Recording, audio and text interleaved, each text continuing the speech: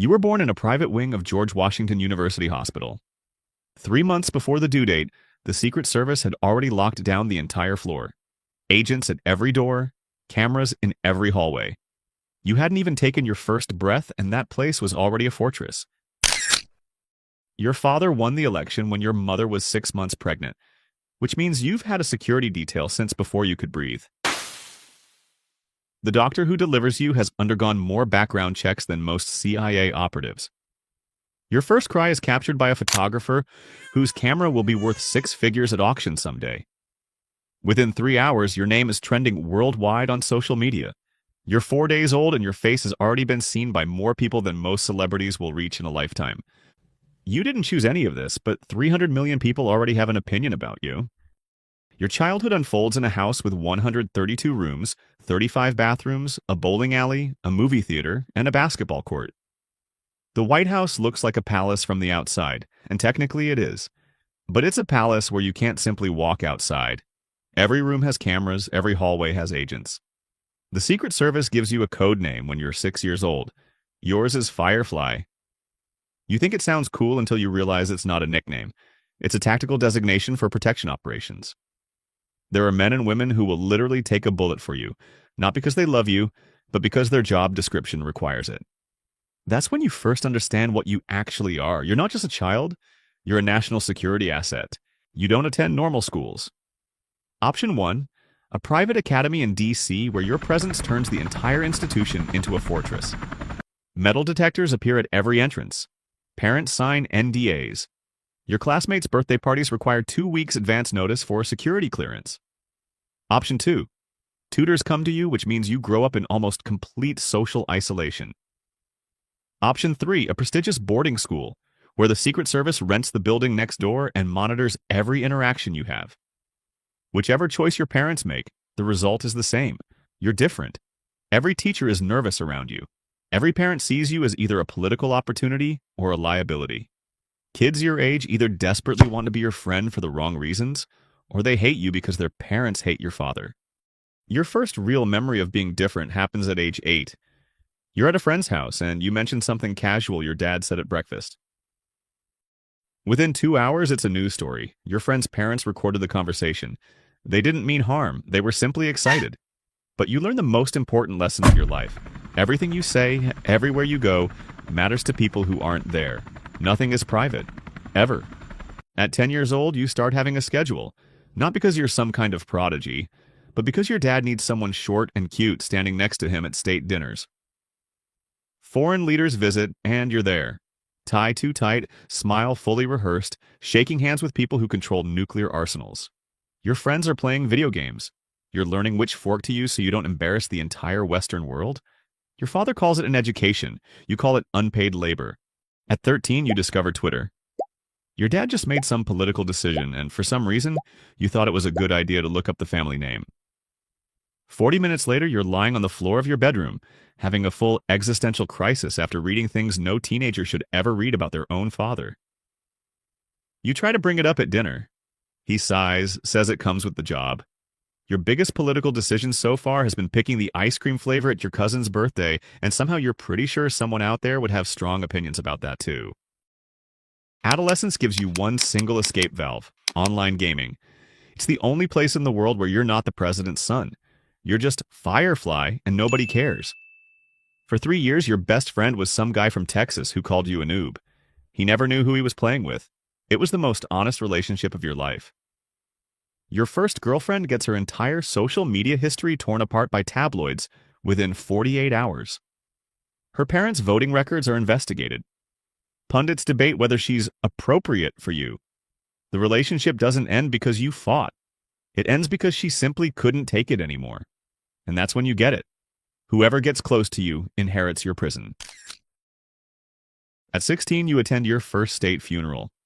You're standing in Arlington National Cemetery while the flag is folded and handed to a widow. You never met this soldier. The widow looks at you for a second and you realize you don't know what to do with that look.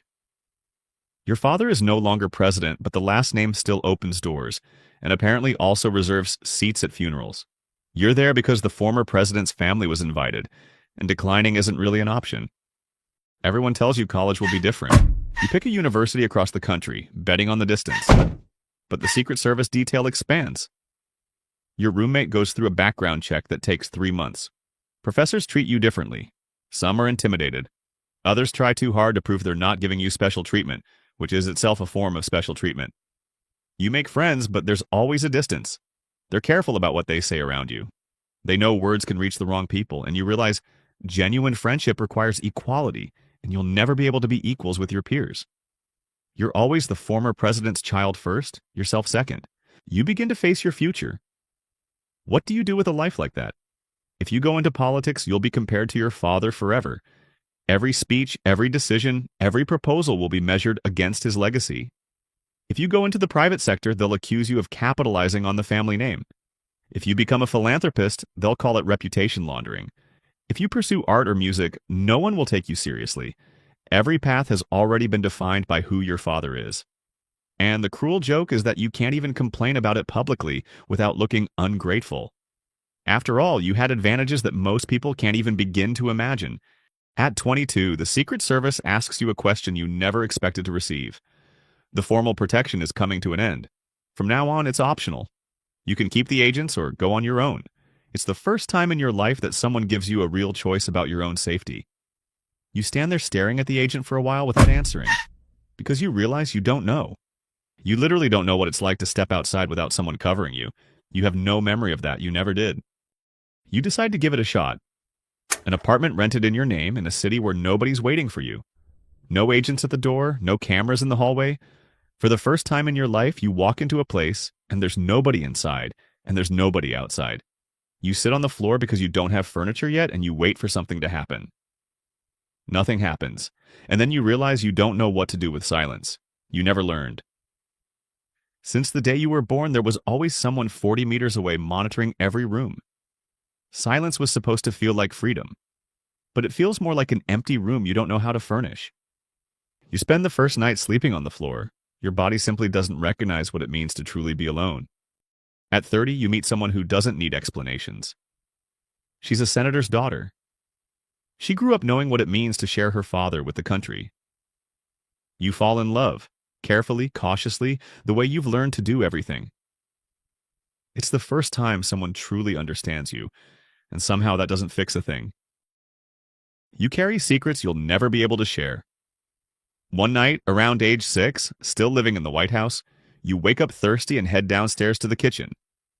Your father is sitting alone at the table, head down, his hands covering his face. No aides, no agents, just him. You had never seen your father like that. He never showed weakness to anyone. You go back to your room without making a sound. You never mentioned it to anyone.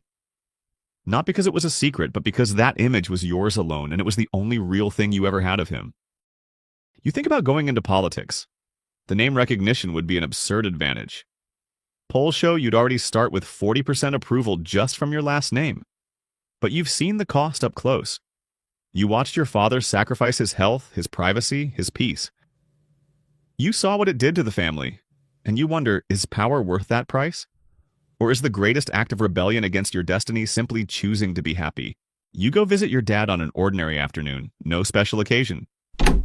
He opens the door himself. No aide, no agent, in slippers. He looks smaller than you remembered. The house is quiet in a way the White House never was. You have coffee in the kitchen, and he asks about your life in the same tone he used with heads of state. Careful, measured, slightly formal. And you realize he doesn't know another way. That maybe he lost something in the process too. You spend an hour together, and when you leave, he stands in the doorway watching you go. And you can't decide if that's a father saying goodbye to his son, or a man trying to remember how it's done. You are the president's son. You grew up inside a house that belongs to the nation, with a tactical code name before you turned 7, with agents who would die for you without ever really knowing you. At 22, the Secret Service left. The protection was over, and you found out you didn't know what to do with silence. At 30, you still carry the name. It opens doors, sets expectations, precedes anything you say in any room. You've learned to live with it the same way you learned to live with the agents, accepting that it's part of the environment without it necessarily being part of you. Maybe you go into politics, maybe you don't. Either way, the first line of every article ever written about you is already done. Every day you live is another day carrying a last name you never asked for. Inside a sentence that started before your first cry and has no end date in sight. This is your world. And in this world, you are the most recognized and least known person in any room you walk into.